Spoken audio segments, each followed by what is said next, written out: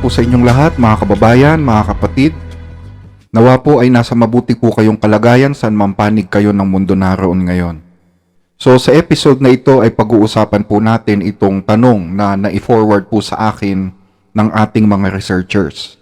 At ito pong tanong na ito ay galing po sa isa nating subscriber, si Denden Lim. Ang tanong po niya, Brother, dinala ko po ang aking pinsan sa ospital kahapon. At habang ako ay nasa labas ng kanyang room, ay hinihintay ang aking tiya na nanay niya. May isang babae po ang nakipagkwentuhan sa akin. Matapos ng aming kwentuhan ay binigyan niya ako ng rosary. Nagpasalamat po ako. Nang makaalis na po siya ay may napansin akong kakaiba sa rosaryo na ibinigay niya dahil mayroon po itong nakaukit na araw sa kamay ni Jesus. Ibang-iba sa mga alam kong rosary. Masama po ba ito kung itatapon ko? Sana po ay masagot niyo po ang aking tanong. Maraming salamat po. Maraming salamat din po kapatid sa inyong tanong. And I'm very thankful dahil naisip ninyong itanong yung ganitong concern sa amin. Bagaman kami po ay hindi gumagamit ng rosary, pero sa amin nyo pa rin itinanong. Hindi ko alam kung aware ba si kapatid na Denden na tayo ay hindi Katoliko or he just want to get our answer about this matter.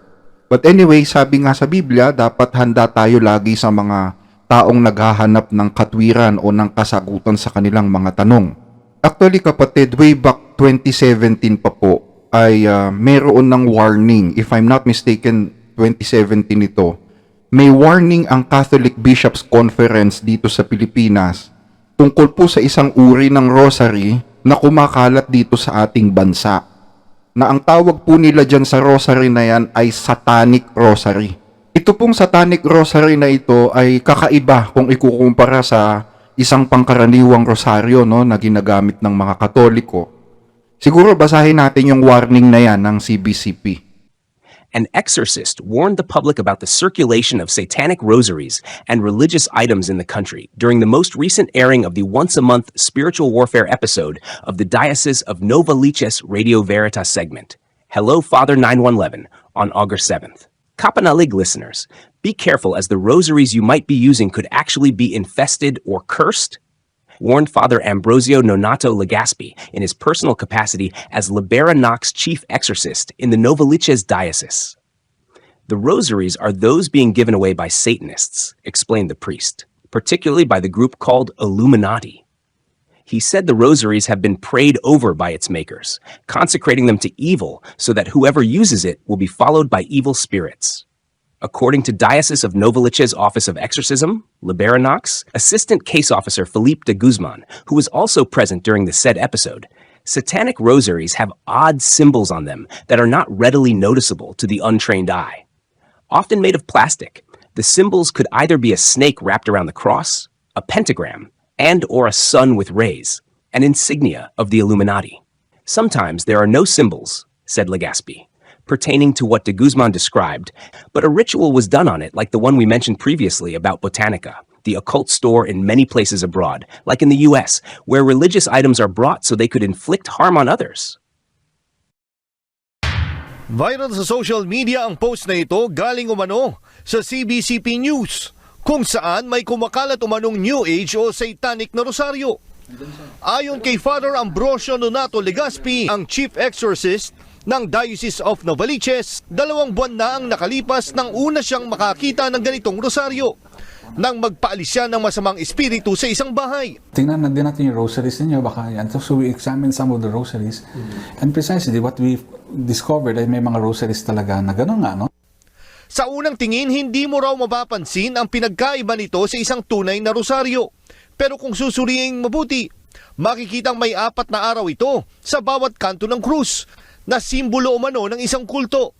At sa likod ng katawan ng imahe ni Jesus ay may nakapulupot na ahas. This cross has no inri. Ayon sa pari, may dalang malas o sumparaw ang rosaryo sa taong may dala nito. Pumalag ang CBCP sa kumakalat na balita. Nilinaw nila, hindi sa kanila nang galing ang balita. Tumaga ko sa presidente, si Archbishop Sok. Sabi, hindi. Wala akong sinasabing ganyan. Ayon sa CBCP, maaring hindi naman talaga rosaryo ang nakita ni Father Legaspi. Maaring isa raw itong ating-anting, bagay na nabibili dito sa mga bangketa sa Quiapo. Sa katunayan, pinakita pa sa amin ni Bishop Cruz ang kanyang koleksyon ng anting-anting. May krus siya na may nakasulat sa likod na salitang Latin. Hindi naman masama intention niya, no? Kaya nga nasabi ko, fake news yun. It is not fake news. We are not at the verge of paranoia. We're not creating this. What we're trying to do is heighten awareness of the Catholic masses. Ayon kay Father Legaspi, kung makatanggap ng ganitong mga rosaryo, pwedeng pabindisyonan sa pari o i-exorcise. O di kaya ay i-turn over sa mga pari. Sa Pangasinan, di naman apektado ang bentahan nito. Sa dinarayong simbahan ng Manawag sa Cebu City, naging matumal ang kanilang benta dahil sa balita ng Satanic Rosary. Jack Batallones, ABS-CBN News. So ayan this is way back 2017 pa. So meaning may kumakalat na naman pala na ganyan ulit ngayon kasi 2017 kumalat na yan Na ang sabi nitong si Ambrosio Nanato na pari dyan sa Novaliches, Satanic Rosary nga daw yan. At yung ibinigay niya na description is parehong-pareho nga dyan sa sinasabi mo, kapatid na Denden. Meron daw mga sun images sa paligid, Dapat kasi kapatid pinicturan mo para na-determine natin dito sa ating programa. Pero siguro ganito din yung hawak mong rosary ngayon. At kung ganyan nga, yan nga siguro yung sinasabi nilang Satanic Rosary. Alam mo kapatid, kung ako tatanungin mo, siguro tapon mo na lang. Or mas maganda kung sunugin mo. Una sa lahat, hindi ka naman dapat gumamit ng rosary Believe me, I already read the whole Bible, the entire Bible, from cover to cover, at kahit isang talata sa Biblia, ay walang itinuro ang mga apostol na gumamit tayo ng rosaryo. Kahit ang mga apostol, hindi gumamit yan kahit kailan. At basahin mo man ang buong bagong tipan ng Biblia, wala ni isang talata na iniutos si Kristo na tayo ay gumamit ng rosaryo. At sa halip, alam mo ba kung ano yung mahigpit na utos ni Kristo sa mga Kristiyano pagdating diyan sa pagrosaryo? Ito, pakinggan mo kapatid na Denden dito sa aklat ng Mateo chapter 6 verse 7. At sa panalangin ay huwag kayong gumamit ng walang kabuluhang paulit-ulit na tulad ng ginagawa ng mga hentil, sapagkat inaakala nilang sila ay pakikinggan dahil sa marami nilang kasasalita. Huwag nga kayong tumulad sa kanila, sapagkat alam na ng inyong Ama ang mga bagay na inyong kinakailangan bago pa kayo humingi sa Kanya. Narinig mo ba kapatid? Bawal na bawal ni Kristo na ikaw ay gumamit ng paulit-ulit na kasasalita kapag ikaw ay nananalangin. Ang masama pa nito, hindi ka naman talaga nananalangin pag nagro-rosaryo ka Diba? Napansin nyo ba yun, mga kababayan, mga kaibigang Katoliko? Pag nagro-rosaryo kayo, hindi naman kayo sa Diyos nananalangin, kundi kay Maria At hindi rin naman panalangin yung sinasabi nyo. Ito ano sinasabi nyo pag nananalangin kayo or nagro-rosaryo kayo? Aba, Ginoong Maria, napupuno ka ng grasya. Ang Panginoong Diyos ay sumasayo.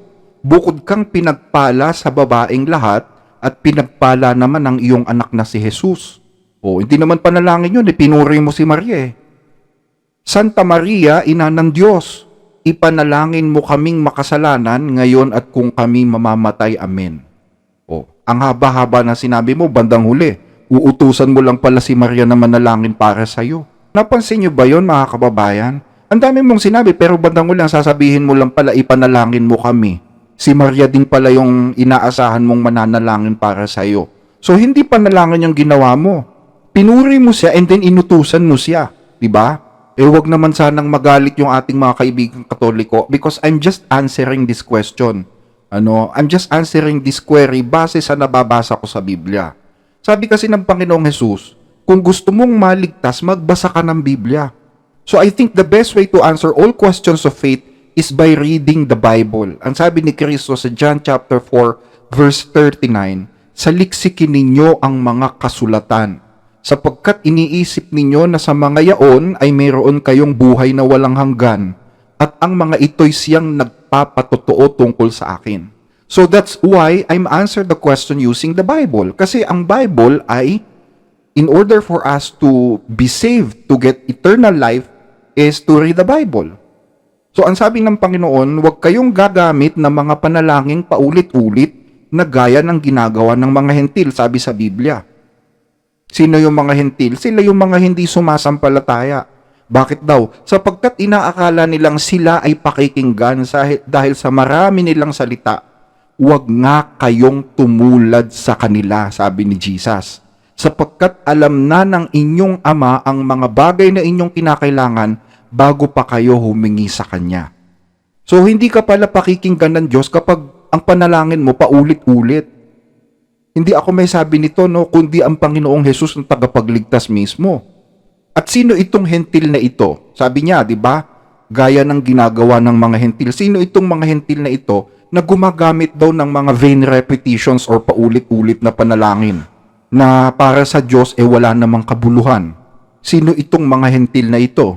Ito pong mga hentil na ito is yung nung unang panahon, nung panahon ni Jesus Christ, sila po yung mga pagano. At ang mga pagano, they are occult members. Occultism at saka witchcraft ang practice ng mga pagano. Kaya kita nyo, yung mga mangkukulam, kung mapapansin ninyo, pag nananalangin sila or nag-oorasyon sila, paulit-ulit di ba? Eto, pakinggan nyo ha. Bajabi lakabakabi, lamek kahiyakababi, karelios, lamek pakalios, kabahagi sabayilos, bariyolas. So itong ganitong kultura, minana po yan ng iba't ibang mga relihiyon sa mundo, like Buddhism at saka ng mga Hindu. Itong dalawang relihiyon na ito, mas matatandang relihiyon pa ito kumpara sa mga Katoliko at saka sa Kristyanismo Itong Buddhism at saka Hinduism, sila yung mga descendants nitong mga ganitong old practice. Isa sila sa mga nagpapatuloy na mga traditional repetitive prayer. And take note, habang nananalangin sila ng paulit-ulit, gumagamit din sila ng rosary. Alam nyo ba yon? Ito, panoorin nyo. Namaham, Om Gam Ganapataye Namaham, Om Gam Ganapataye Namaham, Om Gam Ayan nakita nyo? Yang pagrosaryo at panalangin ng paulit-ulit, yan po ay very ancient practices na bago pa dumating dito si Kristo sa mundo.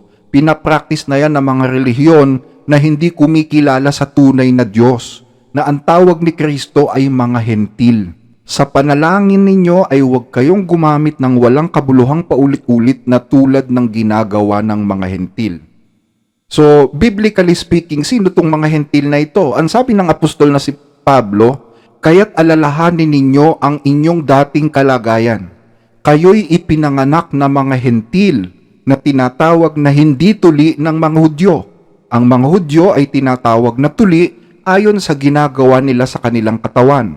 Alalahanin ninyo na noong panahong yon, hiwalay kayo kay Kristo. Hindi kayo kabilang sa bayang Israel at hindi nasasaklaw ng mga tipang nasasalig sa mga pangako ng Diyos. Nooy nabubuhay kayong walang pag-asa at walang Diyos. So yung mga hentil, sila yung mga taong walang Diyos or hindi kumikilala dun sa tunay na Diyos. Karamihan dyan mga members ng kulto o ng mga witchcraft. Kaya nga kahit ang CBCP, di ba, aminado sila na ang rosaryo ginagamit ng mga mangkukulam O basahin ulit natin dun sa website nila. He divulged how witches come to Botanica to buy gadgets and paraphernalia used in the occult, or to simply buy items like religious images so that a curse or evil spirit can be attached to it before it is given away as a gift. Thus, he reminded the need to be extra careful in receiving religious items. Nakita nyo? Kaya kung babalikan natin yung tanong ni kapatid na Denden, ay advice na sunugin mo na lang yan. At huwag ka nang gumamit ng kahit anong rosary pa yan. Kay satanic or not, walang rosaryo sa Biblia at bawal ng Biblia ang paulit-ulit na panalangin. Ang pinakamagandang gawin, alam mo kapatid, dumirekta ka sa Diyos.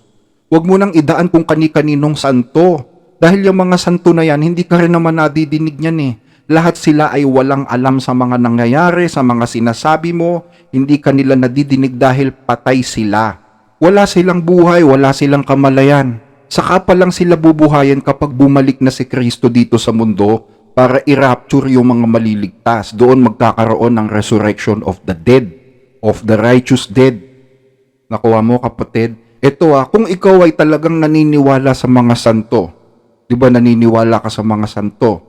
Si Apostol Pablo, siya po ay santo.